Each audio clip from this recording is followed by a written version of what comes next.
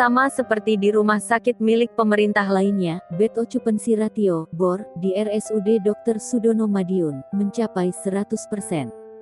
Bahkan 15 pasien harus menunggu di ruang isolasi IGD, 5 diantaranya dirawat di luar gedung IGD akibat ruangan penuh.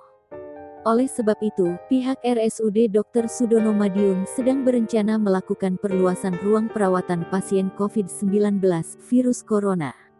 Rencana perluasan tersebut di ruang UGD zona hijau dan kuning.